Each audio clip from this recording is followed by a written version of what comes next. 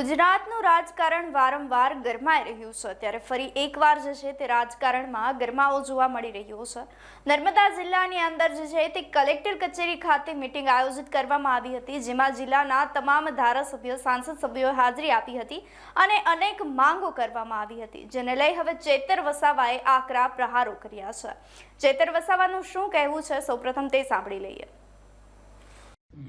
આજે જિલ્લા કલેક્ટર કચેરી ખાતે જિલ્લાની સંકલન એવં ફરિયાદ નિવારણ સમિતિની બેઠક મળી। આ સંકલન સમિતિની બેઠકમાં સાંસદ શ્રી, જિલ્લાના પ્રમુખ શ્રી અને અમારા જેવા ધારાસભ્ય શ્રીના અનેક લોકહિતના પ્રશ્નો હોય છે, ત્યારે અધિકારીઓ આનો સત્વરે નિરાકરણ લાવે એ અપેક્ષા સાથે અમે સંકલનમાં જતા હોઈએ છીએ। ત્યારે આજે પણ ઘણા પ્રશ્નો જે આગળની સંકલનોમાં અમે મૂક્યા હતા, છતાં એનું નિરાકરણ ન આવતા આજની સંકલનોમાં પણ અમારે મૂકવા પડ્યા છે। જેમ કે વન અધિકાર અધિનિયમ અંતર્ગત આજે પણ નર્મદા જિલ્લાના 5360 દાવાઓ પેન્ડિંગ છે।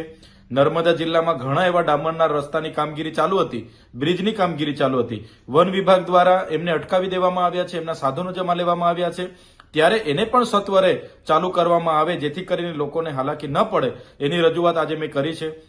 નર્મદા જિલ્લામાં આદિજાતિ વિભાગથી સંચાલિત જેટલી પણ છાત્રાલયો છે, આશ્રમ શાળાઓ છે, ત્યાં અભ્યાસ કરતા બાળકોને પૌષ્ટિક આહાર મળે, ગુણવત્તાસભર શિક્ષણ મળે અને રહેવા જમવાની વ્યવસ્થિત સગવડો મળે એની પણ અમે આજે વાત કરી છે। સાથે સાથે નર્મદા જિલ્લામાં જે ડોક્ટરોની ઘટ છે, સ્ટાફ નર્સની ઘટ છે, એવી ઘટ પણ પૂરો કરવામાં આવે અને નર્મદા જિલ્લામાં સબવાહિની નથી તો તમામ તાલુકાઓમાં પણ સબવાહિનીઓ પૂરી પાડવામાં આવે એ પ્રકારની રજૂઆતો આજે થઈ છે। સાથે સાથે જે એટીવીટીની મિટિંગમાં જે અમને વિશ્વાસમાં લીધા વગર જે બિન આદિવાસીને સભ્ય બનાવવામાં આવ્યા છે, ત્યારે એ બિન આદિવાસી સભ્યને રદ કરવામાં આવે અને ફરી સભ્યની નિમણૂક અમને વિશ્વાસમાં લઈને કરવામાં આવે એ બાબતની રજૂઆત કરી છે। સાથે સાથે નેશનલ હાઈવે હોય, સ્ટેટ હાઈવે હોય, જિલ્લા પંચાયતના રોડના કામો સત્વરે પૂર્ણ કરવામાં આવે અને ગુણવત્તાસભર કામો કરવામાં આવે એની પણ અમે આજે રજૂઆત કરી છે। કરજણ ડેમના વિસ્થાપિતો હોય, નર્મદા ડેમના જે 6 જેટલા અસરગ્રસ્ત ગામો છે એમને પણ આજે વળતરથી વંચિત રાખવામાં આવ્યા છે, એમને પણ જમીનોમાં નામ નથી ચડ્યા, એમને પણ એમની જમીનો મળે એ બાબતની પણ અમે ચર્ચાઓ કરી છે। સાથે સાથે નર્મદા જિલ્લો અતિ પછાત જિલ્લો હોય ત્યારે નર્મદા જિલ્લામાં એને આગળ લાવવા માટે કઈ પ્રકારના પ્રયાસો કરવા જોઈએ એની વિશેષ ચર્ચા થઈ છે। ત્યારે ઘણા અધિકારીઓ નર્મદા જિલ્લાના લોકોનો વિકાસ થાય એમાં એમને રસ નથી એવું અમને લાગે છે। ઘણા અધિકારીઓ પોતાની મનમાની કરે છે।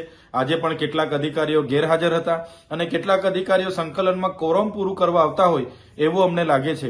જો સંકલનમાં અમે જેટલા પણ પ્રશ્નો રજૂઆતો કરી છે એનો જો સત્વરે નિરાકરણ નહીં આવશે તો આવનારા દિવસોમાં અધિકારીઓને એમના જેવા જ જવાબો આપવા માટે પણ અમે તૈયાર છે।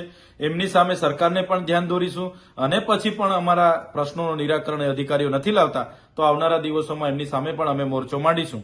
આજે જિલ્લા સંકલનમાં અમને આશ્વાસનો મળ્યા છે, જો એ પ્રશ્નોનો યોગ્ય નિરાકરણ આવનારા દિવસોમાં નહીં આવે તો અમારે ચોક્કસપણે એ પ્રશ્નોને વાચા આપવા માટે એમની કચેરીઓ તરફ ધરણા પણ કરવા પડે તો ધરણા પણ અમે આવનારા ભવિષ્યમાં કરીશું।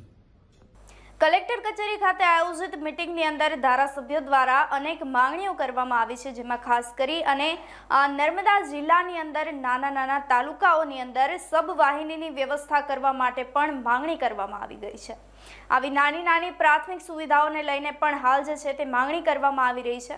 જો એ સરકાર શું કરે છે, આપનું શું માનવું છે અમને કમેન્ટ કરી ચોક્કસથી જણાવશો। તેની સાથે જ અમારી ચેનલ ન્યૂ ભારત ન્યૂઝને લાઇક, શેર, સબસ્ક્રાઇબ કરવાનું ભૂલશો નહીં। નમસ્કાર।